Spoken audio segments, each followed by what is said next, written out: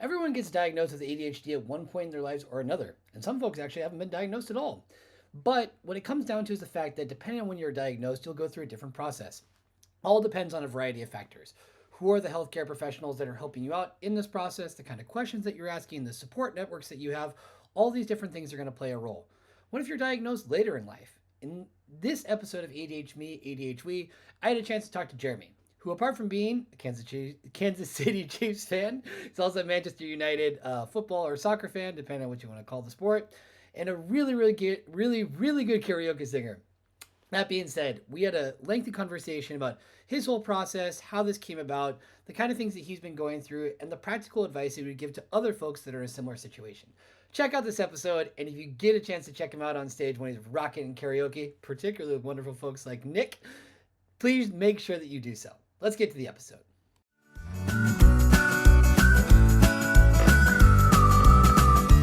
All right, so Jeremy, you are a Kansas City Chiefs fan. You've done a lot of different things. You are a karaoke expert. I've now seen that live and in person. We can maybe include a clip. Yeah, need to get those videos. Need to get some. I know. I think you take. I think you ended up taking some videos. I was talking with Nick, and yeah, we'd definitely love to get those videos. So not to put you on the spot. There, no, yeah. Don't worry. It's in a backlog of videos that I would like to be editing, but not necessarily the ones that I am editing right now. Right? Yeah. Mm-hmm. But that being said, apart from all that, for people that don't know you, can you just give us a little bit of background about who you are, stuff that you're into? Obviously, Kansas City Chiefs being a part of that, but what else? Yeah, for sure. And thanks, Bart, for having me. I've been in Deverell. Well, let's start. I've been in tech for just coming up on 30 years. It's like 28 and a half. I mean, to be, if we're going to be precise. But almost 30 years in tech. I've done everything. I've done everything from, doing, help desk back in the early days of the ISPs to being a network and system admin and such, doing DevOps at the ISP in the, mid to late 90s when we didn't call it that. We, had 50,000 other things we would call what we were doing, but, doing that to, doing, app dev and front end and back end and, just done all the different things over the years. And then, I've been doing the last probably 15 years, I've been doing developer relations in one form or another, from, dev communities to dev advocacy, some dev experience stuff. I've done, I've led teams. I've worked at, some of the bigger names in the industry like Auth0 and at, most recently at Circle CI, and, leading out teams and all that. So I've been, I've seen, I feel like I'm kind of like the all-state guy that's, I've seen a thing or two because I've seen a thing or two. And so I love working with developers and helping them kind of, use products and services and interact with others and build those relationships and community and stuff. So, yeah. And just, living life. I live in Kansas City, which is part of the, loving the Kansas City Chiefs, but I've been in, the Midwest for most of my life. And, I love everything from music to movies to sports. I'm a huge American football and rest of the world football. I'm I love that. I have a wife, 3 kids, and they're all on the college or late high school, and so in that great time of life with them, and like I said, movies and music and all sorts of stuff. So I think that's probably a good under 15-minute overview of myself. So good, plenty to dig into there, and right. And I'm sure there'll be lots of different opportunities to reach into that experience. One thing that you mentioned, in the lead up to this conversation, is about the fact that you had a coffee shop at one point. Did actually, I in part of the journey was loving, and I think part of it was the lead into understanding my love for community was I would work away from the office all the time because that was where I was most effective, not understanding ultimately that was because I was so easily distracted, and so I would work away from the office and go find a coffee shop which happened to be near my house, and spend all my available time there working and getting to know people and felt the community aspect, and I love coffee. Caffeine doesn't do anything for me, and so like I don't have to have coffee to survive. And so for me, like it was this journey of like, oh, I want to find good coffee. And there is a difference between good coffee and Starbucks. And so yeah, and so it just kind of took me that journey, and I was all the time there, and I was learning everything I could. And then the owner, we were helping out our church with the coffee shop, and then the owner of that coffee shop said, "Hey, I'm looking to sell. You want to?" And I was like, we'll take it. And then obviously had that for a couple years. Also ended up doing that full time while also having a full time job and having 3 kids, and wife having a full time job. Did I mention that I have ADHD? Yeah. So that was great, but also terrible. But yes, had a coffee shop, loved it. We're gonna avoid going down that rabbit hole of squirrel and all that. But yeah, like I just love coffee. I love that community. Like, is at the core of coffee. Like you think about when anyone is going through that process of like tasting new coffees and what are they going to have at their shop, or as a roaster, what are they going to buy. It's a community aspect. Everybody's gathered around their test, and so that just kind of stoked within me. And I think that was ultimately that lead up of like, what, I really enjoy how this translates to tech and that. So yeah, had a coffee shop, I guess, is the short answer to that. Yeah. No, that's great. And I think there are, once again, lots of overlaps with the excitement around starting new projects, different ADHD trends that we find in lots of different examples, myself included. Wish I could have had a coffee shop at some point, perhaps in the future. It could be an opportunity or not, if I got the chance to do it. I think what I want to get into, I mean, apart from you did mention the part about caffeine. It's a different thing for different folks with ADHD that, even hearing from some in the US right now that are going through some challenges around getting medication, that they've almost been not prescribed coffee or caffeine, but it's saying, as a substitute while you're waiting on getting meds, that this can be, the best you can do. In my case, a question or a conversation I didn't have around when I first got started with medication was how much caffeine is a good idea to be having with this? Do I need to sacrifice one for the other? Things like that. But I want to know a little bit more about, your experience with ADHD, how this process got started, how you decided, hey, maybe there's something I should actually take a look at here. What was your experience like?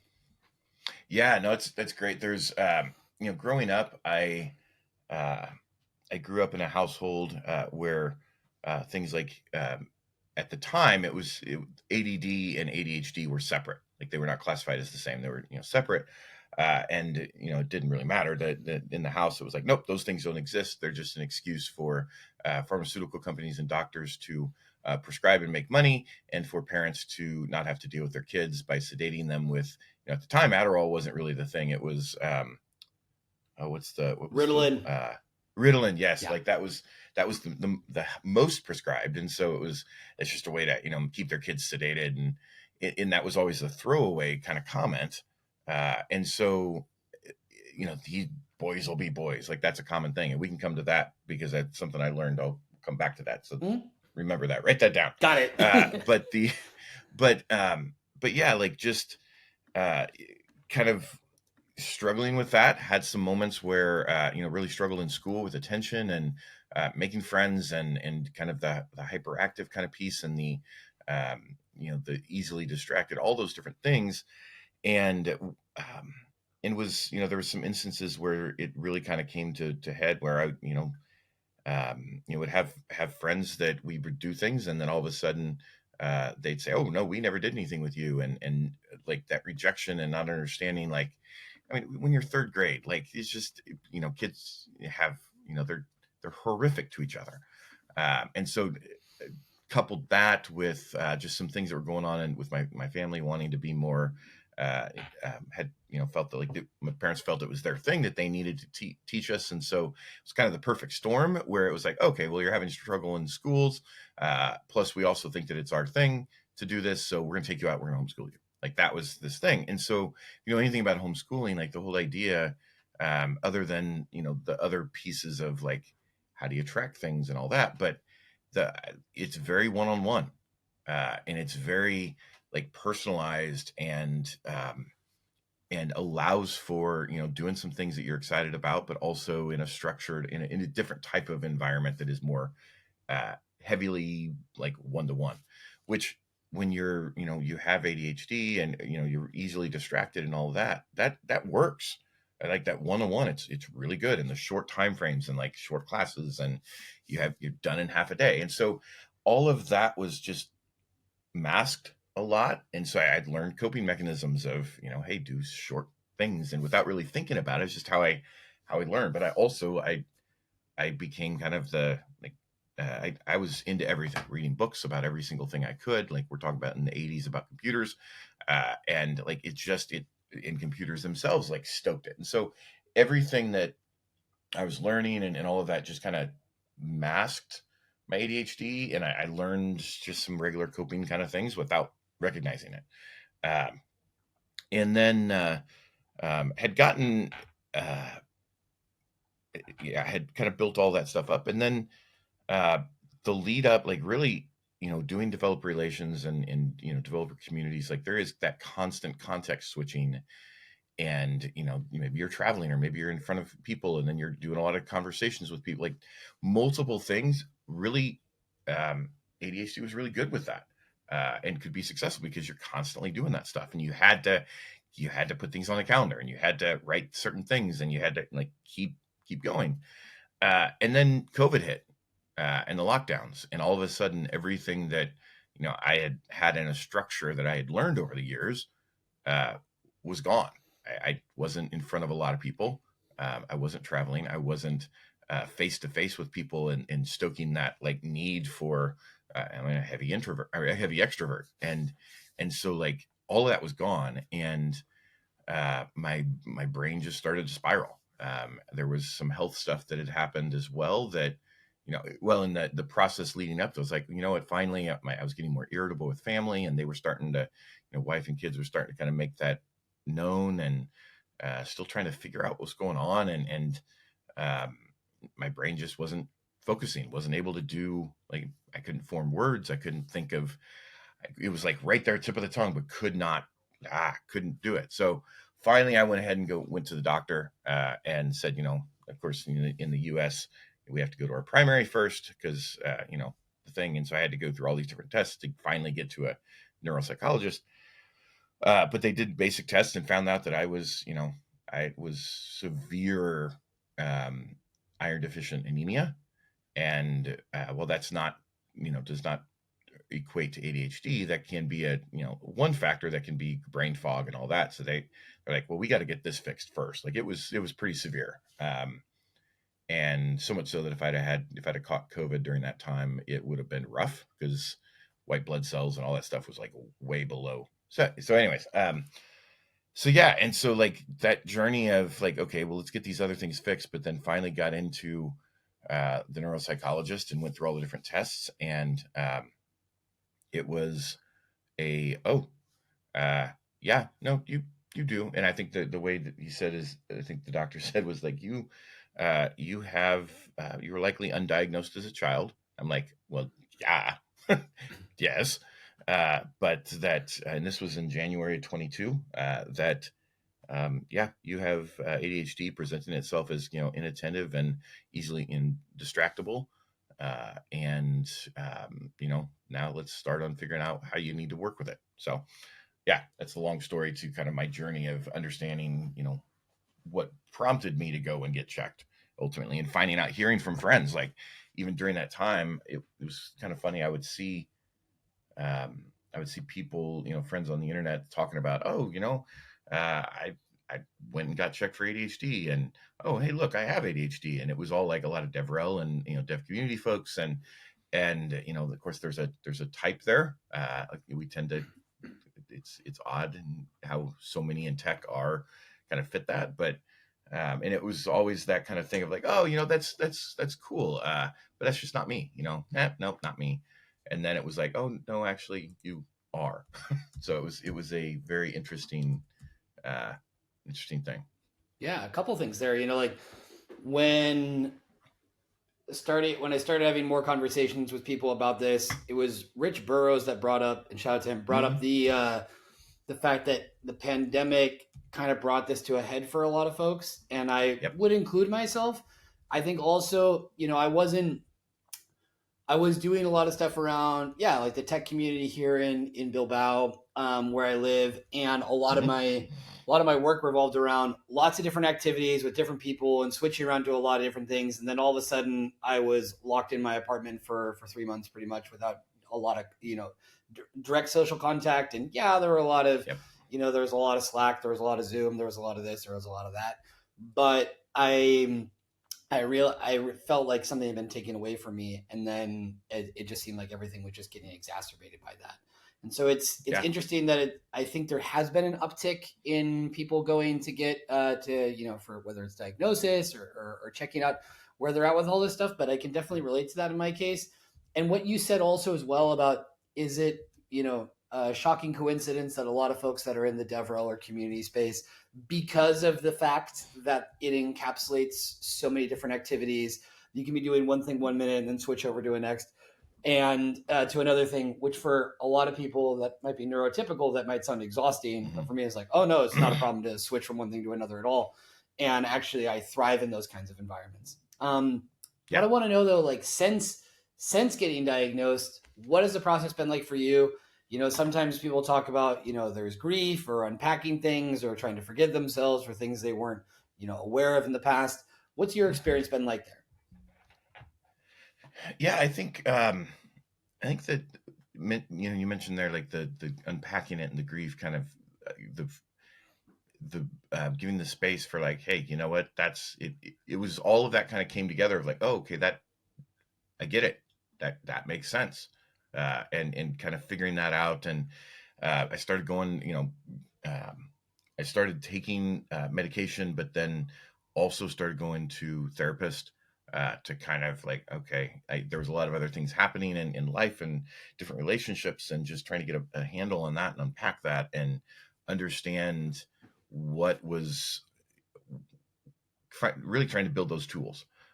And so of how do I handle things? How do I work through it? And how do I, dive into what is the things that are triggering me in different situations, and how does that relate to ADHD? And like just really diving into that, I think was really helpful, which brought on again a lot of it, like, okay, forgiving different people for like, just apparently like they know better.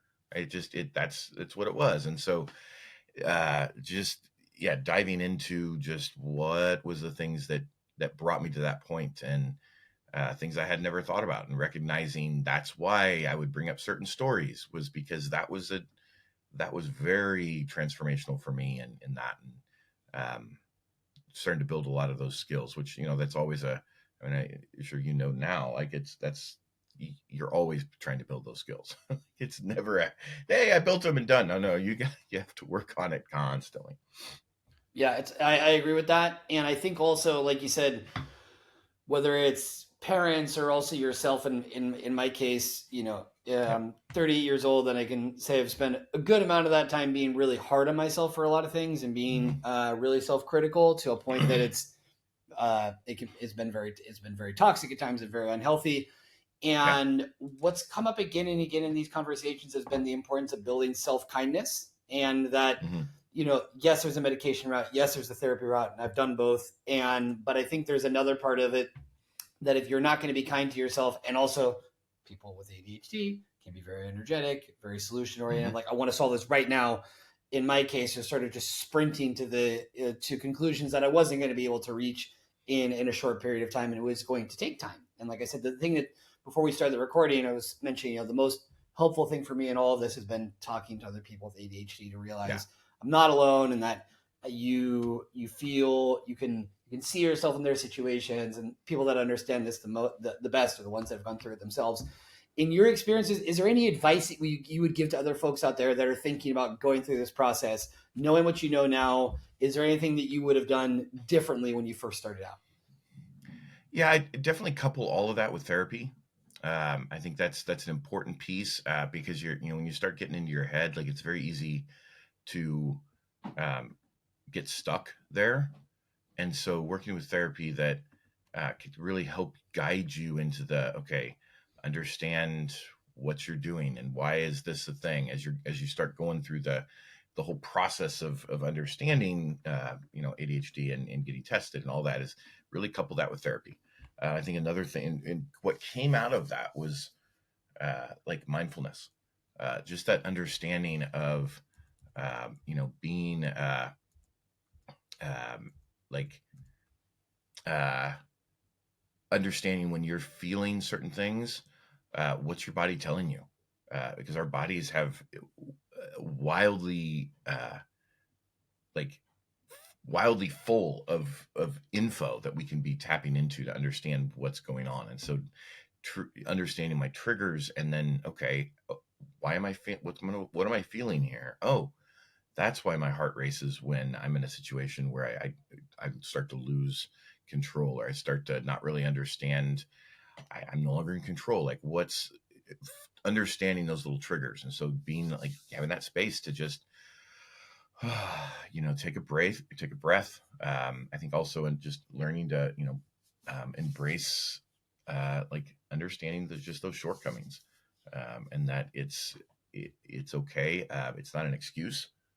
Like ADHD is not an excuse for anything you do, but it helps you understand like that bird's eye kind of what if, uh, and help you make better decisions by just understanding how your brain works and all that. So yeah, I think those were a couple things. I think, like you said, talking to people, like and hearing their stories, and understanding that there are other people out there that maybe don't have been struggling as well and need to hear your story. So tell it, be out there. Couldn't agree more. When you mentioned the point too about that's not an excuse, and that's something, and I completely agree. I think everybody gets to decide about how they want to go about disclosing their ADHD and how they Hmm. decide to explain it. And you can be met with different reactions. When I first started talking about it, I had people who I hadn't spoken to in some cases for 10 years suddenly Hmm. checking in on me and like asking if I was okay. And I was like, no, I am okay. That's why I'm talking about this. And Yeah. I'm still the same person that you've always Yep. known. Like there hasn't been some drastic change in your experience. What's that been like? And the thing is, I ask this because I will, when I start working with people nowadays, like I try to just get out in the open as quickly as possible, not because I'm looking for an excuse, but just so they understand that I might Hmm. need a couple of reminders here or there, or I might have the tendency to start, going way outside the confines of what we're discussing or what we've agreed upon, or even the case of consulting, of starting to give away a bunch of stuff for free that no one really asked for because of a people pleaser tendency and Hmm. things of that nature. How Yeah. have you gone about those conversations? I think it has been asking questions, and just being open with um, what you're experiencing. I think go back to just like telling your story, and letting it doesn't have to be the big, like, I'm going to tell my life story in 20 minutes, but little things of things, and telling the personal story, not the what I mean by personal is like, this is my experience, this is what I've had to deal with, here's what I've come to understand, and if it can be helpful for you, I would love to chat, but not like to not be too. You mentioned like problem solving and how we want to is like not everything's a problem to solve. So just starting small. Erin McHale Staples has talked a lot about like her journey in um, you know ADHD and what all that looks like. And so and she talked about, I think on a post on LinkedIn or something, talked about like sharing a doc with either your manager or your team members and all that, of like, hey, just letting here's some of the ways that I work, here's why, and so like a thing to expect.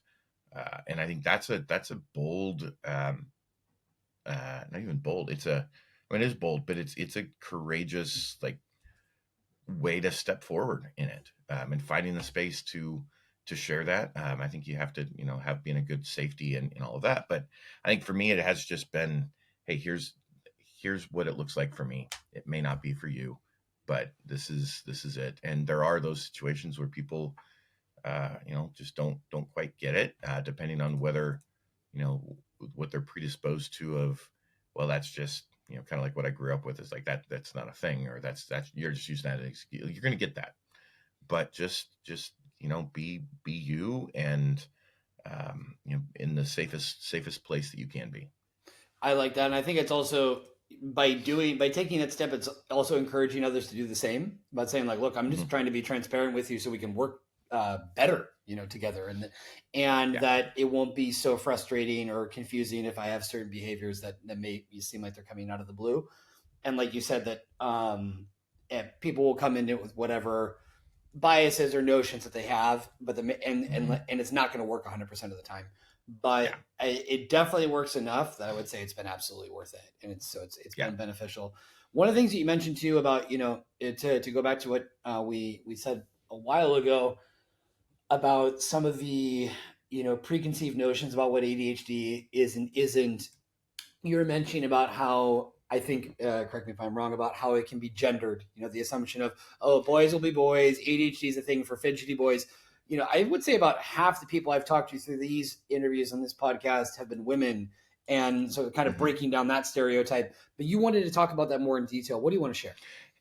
Yeah. Well, I think there's um, one of the things is I was going through this, and Flor Dries with at Avon had actually shared some of this as I was talking with her about just what I was going to be talking about at a conference around ADHD. But like, because men and boys tend to get uh, so I'll say cis men boys, like, just tend to get more visible with those symptoms, like the more common of hyperactive and uh, you know that's just boys being boys. That kind of mentality that we've kind of that society has done, are often, it's more socially acceptable for them to act out in that way.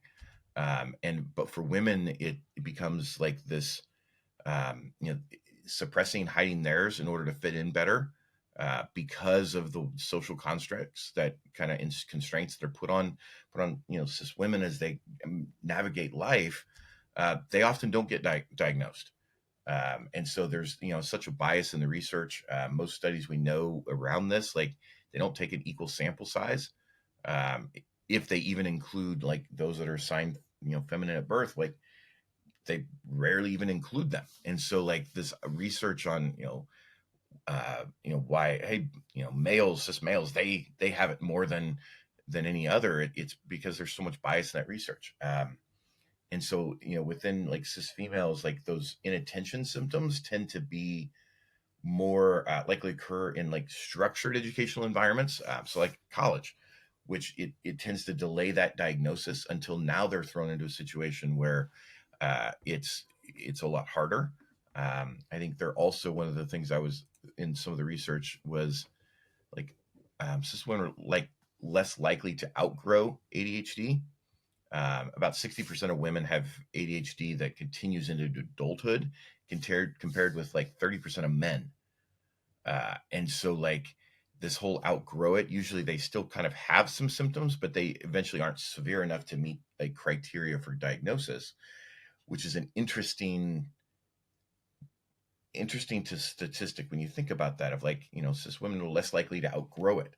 Is that because they get diagnosed wrong, or not diagnosed? And like, there's so much that comes out of that, and so we don't, yeah, they're just often undiagnosed. I think one of the other things I was seeing was like comorbidity patterns, which comorbidity is like when you have symptoms that are presenting themselves, like another condition occurs alongside another.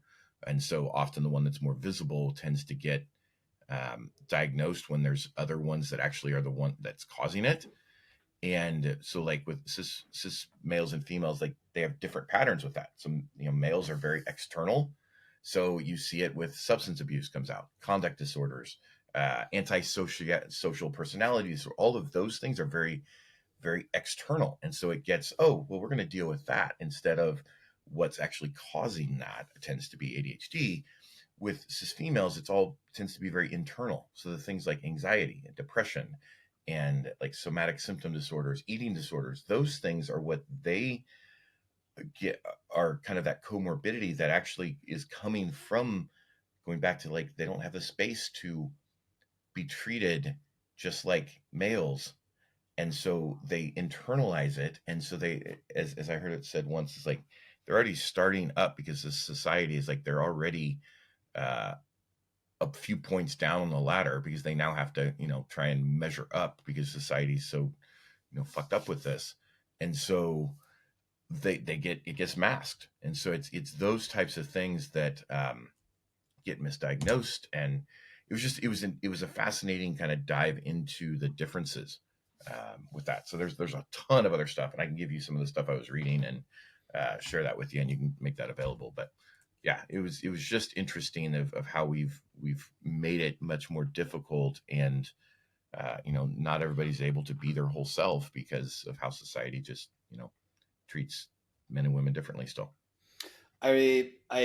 I love that you mentioned that. I'd like to look more into some of the resources that have been helpful for you there. And a thing with this too that I think that you're nailing is how, if the assumption is that ADHD only manifests itself through bad behavior in school and getting distracted, there are Yeah. significant other parts of it that are being overlooked. And it's a conversation that I had with my sister actually not that long ago, where I said, like, I will happily, if I got to choose the parts of ADHD, or if I had to negotiate my way out of it, I will take the distractibility and lack of focus. I'll take that 10-yard penalty any day over having Mm-hmm. the emotional dysregulation and the rejection sensitivity dysphoria, which for me have a deeper impact and have marked, I would say, harsher periods of my life than the other ones. Yeah. And so that's the thing, that if it's assumed that ADHD doesn't have to do with the emotional side of things, what you said about anxiety and depression, which have also been factors in my life, then I think there's a lot that's Mm-hmm. being missed, as well as what you said, which can be seen in they're the negative sides of the impulsive behavior, a lot of which goes with substance abuse, something I've also dealt Mm-hmm. with in my life. Yeah. But then it can, that the flip side of it is that people will say, like, oh, or what we were speaking about earlier, that people that work in DevRel and community can jump to different activities, and sometimes being impulsive, like, no, I can go start that. Like, don't worry, I don't need help. I'll just get that up and running on my own. Or that there are a lot of times, crossover in entrepreneurial culture of being attracted to risk, of getting a rush out of starting new projects where it's not guaranteed that it's going to go so well. And so, like I said, it's something that can't really be spoken about in 30 seconds. If you really want to dig into it, you've got to understand that there are a wide range of different things that have to be covered. It hasn't been researched for that long, as well as another part of it. Yep. And so that's the thing. It's that, which is comforting, in a way of saying that that there still needs to be a lot of smart folks that need to dig into this more. And then also, it makes it a little bit frustrating because it's not necessarily pinpointed and therefore less accepted. And so that and once again, we're talking about this as based on our experience and coming from the backgrounds that we come from, coming from the country. I'm from the U.S. but live in Spain. People that are in other countries is like, it just, this doesn't exist. It's just mental illness and end of conversation. And so it's something to keep in mind, that everyone's going to deal with it differently depending on the context in which they grow up and the places where they live. Now, though, to shift it, so I guess, for sure. I guess we've covered some good ground there. You gave a talk about this. What was the experience like for you? What was the reaction that you got from giving that talk? Anything that stands out? Yeah. It was a very emotional. Sharing some of the personal stories and some of the stuff. I'm a crier in situations. So yeah, that's one thing to cry on stage, but to do it 3 times in one talk is a that's an experience. But extremely welcoming. It helped that I had some friends, speaker friends that were in the front row that I knew were there, and that was good. And I knew a lot of people at the conference. That was all good, but so it was a safe space to do so. But it's still hard, and so that was one piece. I think it was good for me, just the prep of recognizing and going, oh, okay, I'd forgotten about this. And, you know, helping, I think in some ways kind of give space for myself to, okay, you know, I am still, you know, I definitely don't have this figured out. But here's my, and make sure it's like, here's my story. Here's my personal things. And if it helps you, great. If, you know, you want to talk about it, let's talk. And so having people come up afterwards when I was talking about like some of the things as a kid that I just was not diagnosed, the responses of like, hey, thank you. I've been one, like my daughter's been struggling here and I just thought it was this, but some of the things you mentioned from some of that research really gets me thinking that maybe we're not looking at this the right way. So that was great. Having other people saying, you know, hey, you know, it's all three of my kids just recently got diagnosed, and hearing that that's okay, and that there's a space that, oh, okay, here's how we can you know, help put them in good positions to be successful, and how do we work, like just those types of things. I think not only for me confirmed that we just don't talk about it enough, but was also just like the reaffirming of, okay, what's been on my heart and what I've been thinking about and what I was sharing, it mattered. And so when that happens, that gives, I mean, you know, like it just gives a little bit more space of like, okay, I can talk about this more. I can, you know, write stuff down. We're all still learning in this thing we call life. Like I even just now, before this, I'd happened to find my report around, you know, the the clinical report of, you know, hey, yeah, you're diagnosed with ADHD, blah blah blah, and reading, you know, some of the suggestions that were in there that I don't think I haven't read since, in almost 2 years, well, you know, year and a half, of like, oh, okay, things like had forgotten about, you know, using what was it, doing, noticing how and where you work best, you know, leaving time for engagements. When you're reading, have a pen in hand, so that way you have a thing to immediately write something down instead of the typical thing, oh, you know, I'm going to remember that. No. And it just, those little things like, oh, you know, I hadn't even thought about that. So I think we're all just still learning. And so I think it just really affirmed for me is like, okay, you can talk about this more, and there's a story to tell. So yeah. That's good. With that in mind, like you said, those moments are very empowering, and I had a similar experience when we did a panel about this with Rich Mm-hmm. and some other folks. Yep. That same thing, you know, people come up to you afterwards, and so that's where you realize, like, I cried, you know, in your case, you cried 3 times. I think it's amazing because you open yourself up and you show that you're vulnerable, and that other people can come and be vulnerable with you. It making the difference in getting folks to have those moments, Yeah. that's priceless. And it doesn't matter if it's or one or 1,000. If it makes a difference for one person, it's obviously worth it. Go moving forward. What are some things that you would like to do around this? Do you see yourself giving more talks about it? Is there anything you have in mind? Yeah, I think I'll be doing some more talks. I think there's a piece of this that I think, just I think being just more open, things like this, and being available to talk about, you know, my story, and if it resonates, great. If it doesn't, that's fine. But I think just continuing it helps me at least, uh, you know, practice the mindfulness of, okay, what am I thinking? What am I feeling when I'm doing this? And then, you know, continue to learn. Like it's, even with this, it's kind of been like, okay, you know, I do need to go back. You're supposed to go back every, you know, couple years. And so I'm like, okay, I need to go back and talk, and like just opening up the conversation even for myself of like, there's still more to do. And so I think being honest with that, and talking about it is what we'll continue to do. And as I learn, just continue to share that with people, and uh, continue to learn from others as well. So I think that's kind of the next steps for me, is just continue that journey. Sounds healthy. Sounds great. It's been interesting because, you know, I did typical ADHD fashion.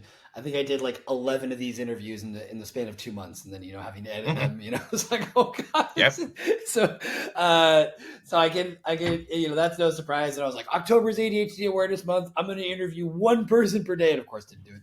But the idea was there and the intention was there. Yeah. And so, in whatever way possible, you know, to continue having these conversations for me is extremely beneficial. So, like, I think we'll kind of leave it there. I would, um, I think it's great what you did. I'm definitely, obviously we interacted because of things related to CNCF, Kubernetes, Cloud Native, all those technologies. Yeah, yeah.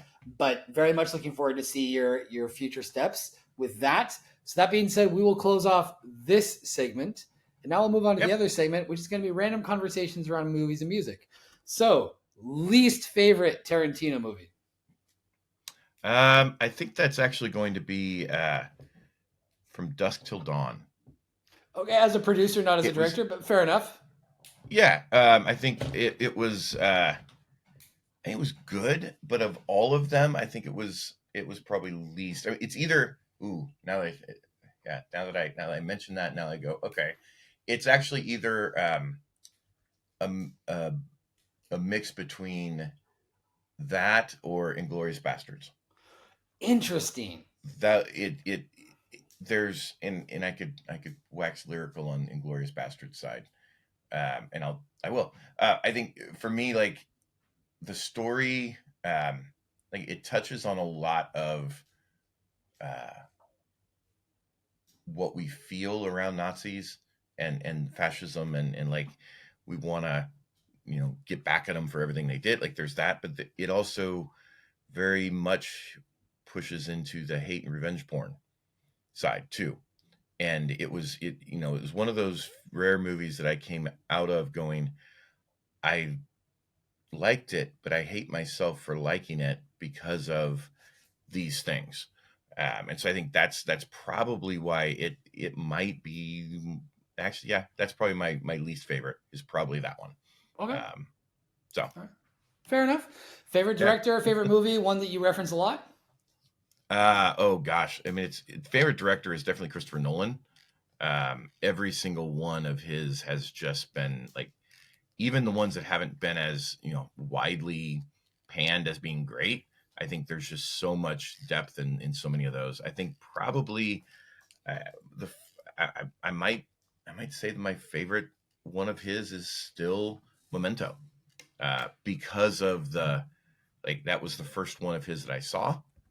It was his second movie, but it was the first one of his that I saw, and it just the concept, the way he did it, just completely blew me away. And to this day, I still think about those moments when I first saw what was happening and realizing, oh my goodness, here's what's wow. So yeah, yeah, I'd say Christopher Nolan and Memento are probably my like really hit there. Memento's It's hard for me legit. it's hard for me, and this might be ADHD. It's hard for me to say, well, here's my favorite movie because like constantly it's like, well, break that down into genre and like because and then it's like I still can't because I'm always like, oh, but then there's this, oh, then there's that, and then so yeah. But I think definitely favorite director has got to be Christopher Nolan. Okay. What's a movie that you think is very overrated? So um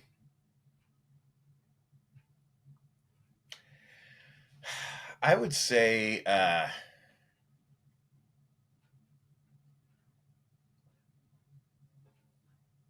a very good question. Overrated. uh I'm gonna go with um gosh, that's I don't know that I could I'm trying to think of what of one of those. I might go with the. I'm gonna kind of hate myself for saying this. Um, I think the last Matrix. I know people. A lot of people liked it. A lot of people didn't. I think it was a little overrated because it was kind of just redoing the first one in a lot of ways. Though I still liked it, and I think it was a nice little ending for those of us that saw the first one and were just completely blown away like that. But I think it was just a little overrated. I agree. So I'll I stick would. with that. I'm sure if we talked long enough, we could think of ones that are even Oh more yeah, deeply overrated. absolutely. Because I watched it. I watched it on a plane like a couple of times, just because of like, well, Yeah, it's kind of like a throwaway movie, one that I'm not going to watch at home, so I can, I've got transatlantic flight and got a bunch of yep. time. That's a fair opinion. Now you're really into music though, so let's talk about that. What's your background with music? Do you play instruments? Do you sing? Apart from Kubaroki, what's your deal with that? Right. Yeah, no, I've been like music has always touched a certain part of me, like its emotional side. It's the experience, like so much of that. So I love all types of music except for country. And I yeah no thanks. Uh, and but it's like yeah, it just has always been that thing that I think in some ways helps me focus, helps me kind of center on whatever I might be feeling, or want to kind of dive into certain emotions. Boom, I'm just gonna put on the music. I played piano from like age 6 until 6 or 7, until I was uh, 15, 12, 13. So I played for it was about 15. So I played for like 9 years. Um, and then I picked up guitar when I was 12, and have been playing guitar now for 35 years. Absolutely love. I taught myself to play, but I also like reached a certain peak where I didn't continue to learn, or get continue to get better the more you play. But in terms of like the highly technical, and like I play electric rhythm guitar, I play acoustic. Um, but when it comes to like lead and stuff, my brain just goes, if I'm gonna do any kind of lead, it's going to be like I have to practice it, and there's no like free form movement. It's like I'll say it's very robotic, because I have to learn it. I can't just think about, oh, well, I'm in this chord and in here, so I can play these. My brain just doesn't go there. But yeah, so I've done that. I've been in. I actually play in a church band. I played with a bunch of friends. I've always wanted to be in a full band, but just never did. Uh, but yeah, so I love that. I can sing. I've done some of that, and yeah, I love pretty much all types of music, and yeah, Yeah, I mean, your most recent performance was live in Chicago with Nick, and yep. you did a really good job. I think because you were Thanks. even like ad libbing some extra vocals Yeah, a little that bit. got thrown Well, I up. mean, when you're doing killing in the name of, and you got the crowd going, like you kind of just go with it. And when Nick's going one direction, I'll just ad lib and go with it. Uh, yeah, no, I enjoy. I think there's yeah, I love karaoke. I love the part of it is just the fun of, you never know what you're going to get, whether you're participating or just watching. You never know what you're going to get. And so I think that's one side of it. But music for me is just it really stokes a lot of internal fires. And so being able to just, hey, let's just go do it. I've done karaoke, and you know in China, bars in China. I've done it in dive bars in Europe. I've done it throughout the US. Like I love the different experiences, and I love getting with different people, and just having a good time. So Like that. Last but not least, last question. You mentioned in the beginning that you're both an American football fan, Kansas City Chiefs, and mhm. but you also watch the other football that the rest of the world watches. Yeah. Is how did that come about? Do you find it difficult to be a fan of both? What is it that you get from each one? Which if we're talking about football played by the rest of the world, which team do you support? Tell me more about that. Yeah. So I think for I'll use soccer, so we're in this term, so we know the difference. I played a little bit when I was younger, and enjoyed that. But I then did basketball more, because that's just what it was easier to do. So I played basketball up into high school. But I always enjoyed playing soccer. Started watching whenever I could. It wasn't in the 80s and early 90s, wasn't huge in the US, but would watch whenever I could. Watched in the uh, early 90s. Started just kind of watching Manchester United whenever it would play in the US, and just was struck by, I think, the Fergie style of play to the end, don't give up. There's always, as long as there's a second on the clock, there's as long as there's extra time, there is always going to be a chance. And I that really that played a lot into just my kind of personality and how I played in different sports. And so and then got really hooked into watching Manchester United whenever I could. And of course, that didn't happen often in the U.S., but in the '90s. But whenever I could, would watch it.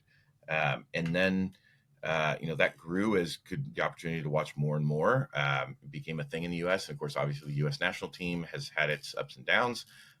And in that, we have a great team here in the U.S. and the MLS and the Sporting KC, like just diving deeper and deeper into that over the years. And what I appreciate about soccer is like it truly is one of the better team sports because yes, you're going to have like some standout individual performances, but every single piece of the team has to function.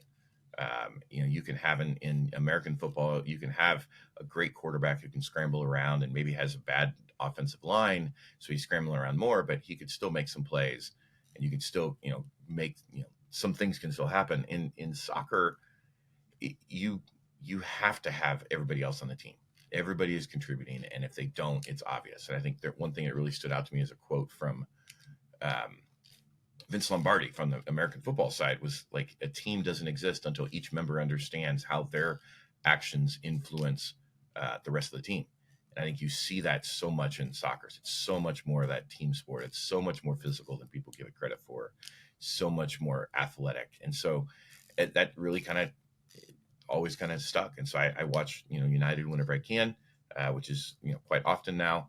I had the chance to, tour Old Trafford in a few years back, and that I love watching.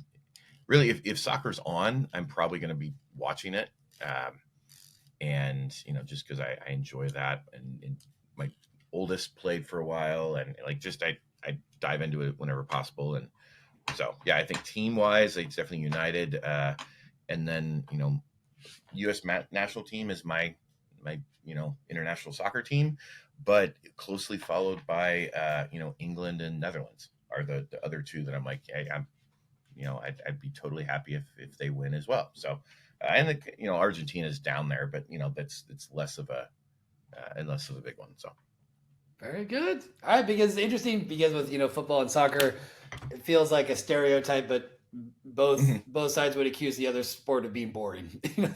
Yeah.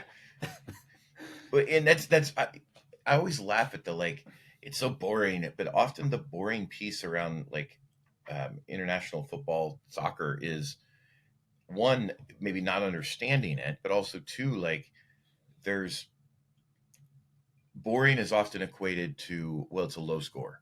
It's not 74 to 58 in basketball, or it's not 30 35 to 21 in football. Like yes, it's 1-0. It's, maybe it's 3-1, maybe it's 4-3, but or maybe it's a tie, like a draw. Like it's lower scoring. And so there's this mindset of like, oh, there's no activity. But if you actually watch, there's tons of it. Always. It's always, something's always happening. So I think it's that as you have to rethink about it. It's not about the high score. It's about what's actually happening in the game. So I think that for me is always more interesting. Definitely agree. There's a big world out there, and whether it's music or sports, it's worth giving everything a chance to be able to understand it better. Sure. I also really like what you were saying about soccer. Well, I mean, with through the Lombardi quote is, I think there's a lot to be said about that for community. That yes, if you're only seeing the person who's the loud voice, who's out there in social media or things like that, there's a ton of stuff behind the scenes that's really it's as important, and that everyone has a role to play, and no contribution is too small. Yeah, the glue work, yeah, for sure. Yeah, and that's one of the things around, like you mentioned that with communities, like the goal of a community manager is often more to find those doing the glue work and amplifying them, and getting that out there more is going to give more of a awareness for your community and help others go, oh, I can also contribute. I don't have to be one that's doing 1,000 lines of code. I can be doing docs. I can be answering questions. Like there's always a role to play, but we too often amplify the ones that are doing the more visible. But when it's the glue work is the ones often are the ones that actually are keeping the community going. So Really dig that. Good. Yep. Well, Jeremy, this has been fantastic. I thank you Same. for your time, and it's only a question of when our paths will cross, and I better start practicing my karaoke skills so I don't get upset. I want to see you sing something next time. You got it. Right. Well, that being said, take care, and we'll be talking soon. Same. Cheers. All right, sounds good.